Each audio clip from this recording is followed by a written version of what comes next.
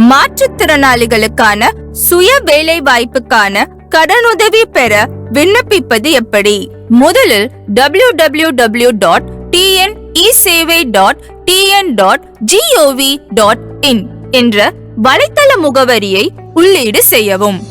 தற்போது தோன்றும் இ-சேவை பக்கத்தில் உங்களது யூசர் நேம் மற்றும் பாஸ்வேர்டை உள்ளீடு செய்யவும். பிறகு கேப்சா கோடை என்டர் செய்து லாகின் பட்டனை கிளிக் செய்யவும். துறை பக்கத்தில் welfare of differently able persons பக்கத்தை கிளிக் செய்யவும். அதில் உபப்பிரிவான லோன் அசிஸ்டன்ஸ் பக்கத்தை கிளிக் செய்யவும். தேவையான ஆவணங்கள் தேசிய அடையாள அட்டை, ஆதார் அட்டை, மாற்றுத்திறனாளி அடையாள அட்டை மற்றும் மாற்றுத்திறனாளிகளுக்கான மருத்துவ சான்றிதழ். இப்பொழுது கேன் ரெஜிஸ்ட்ரேஷன் பக்கம் தோன்றும். அதில் உங்களுக்காக கொடுக்கப்பட்ட கேன் ரெஜிஸ்ட்ரேஷன் எண்ணை பதிவு செய்யவும். பதிவு செய்து சர்ச் பட்டனை கிளிக் செய்யவும். இப்பொழுது கேன் ரெஜிஸ்டருடன் இணைக்கப்பட்ட பெயர், இமெயில் ஐடி, தந்தை பெயர் தோன்றும்.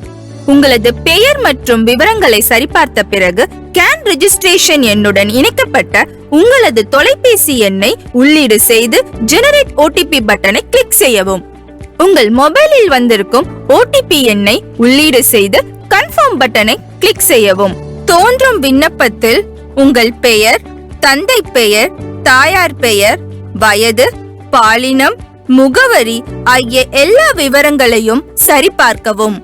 செல்ஃப் எம்ப்ளாய்மெண்ட் லோன் சப்சிடி பக்கத்தில் டிசபிலிட்டி வகை, சதவீதம், எம்ப்ளாய்மெண்ட் பதிவு எண், கல்வி தகுதி, நீங்கள் செய்ய விரும்பும் வியாபாரம், தற்போதைய வேலை நிலை, தேவைப்படும் முதலீடு, திருப்பி செலுத்த இயலும் மாதத்தவணை, மாதம் எதிர்பார்க்கப்படும் லாபம் ஆகிய விவரங்களை உள்ளீடு செய்யவும்.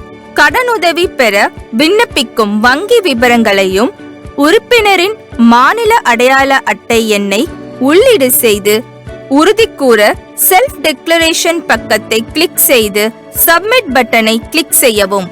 தேவையான ஆவணங்களான முகவரி சான்று, மாற்றுத்திறனாளி சான்றிதழ், வங்கி கணக்கின் முதல் பக்கம், புகைப்படம், மாநில அடையாள அட்டை, தேசிய அடையாள அட்டை ஆகியவற்றை அப்லோட் செய்யவும்.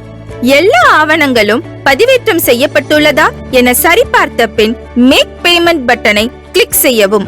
இப்பொழுது உங்களது பெயர், விண்ணப்ப எண்ணுடன் ரசீது தோன்றும். நீங்கள் வெற்றிகரமாக உங்களது விண்ணப்பத்தை பதிவேற்றம் செய்துள்ளீர்கள்.